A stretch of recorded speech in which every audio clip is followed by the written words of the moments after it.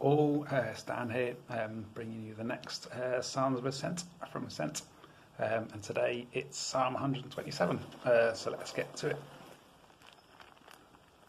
Unless the Lord builds the house, its builders labour in vain. Unless the Lord watches over the city, the watchmen stand guard in vain. In vain you rise early and stay out late, toiling for food to eat, for he grants sleep to those he loves. Sons are a heritage from the Lord, children are a reward from him. Like arrows in the hands of a warrior are sons born in one's youth. Blessed is the man whose quiver is full of them. They will not be put to shame when they contend with their enemies in the gate. Now we all have things that we are wanting to build or achieve in life, or that we're responsible to care for.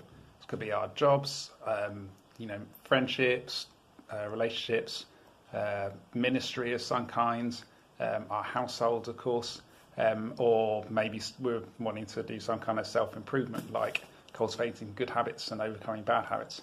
Now we can do this all by ourselves, doing it in our strength, relying on our own abilities and resources.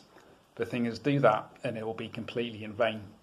It's not that simply that what we do won't be as good as, it will be completely wasted.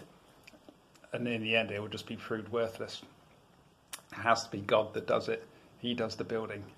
He does the enabling, the provision, the guidance and the empowering. Of course, that's no excuse to slack off.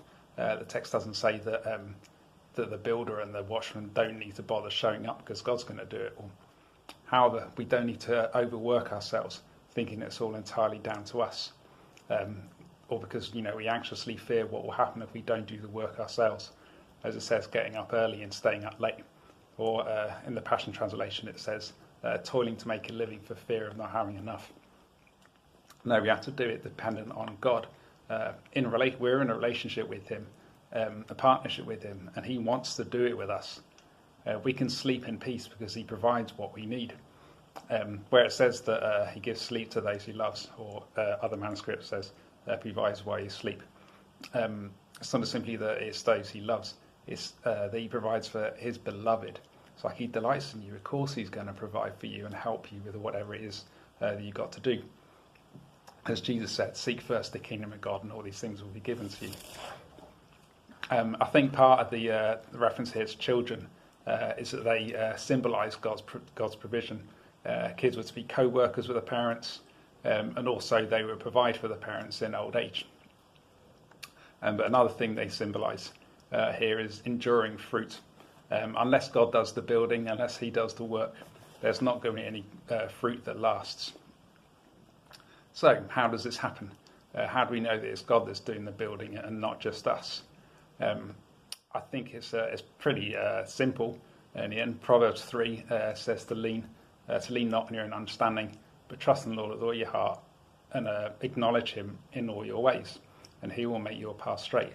Then in Proverbs 16, 3 it says, commit to the Lord whatever you do, and he will establish your plans. So just simply give and keep giving whatever it is you're doing to God. At the start of every day, commit what you're doing to God. When I log on to work, my password is a psalm. So, just put Psalm 127 as your password, just to remind you, just to acknowledge God and thank him for whatever it is you got to do. Thank him that he wants to help you and that he will be with you. Ask him to help you do it in a relationship with him, learning to work with him. And then, just trust that he'll provide whatever you need.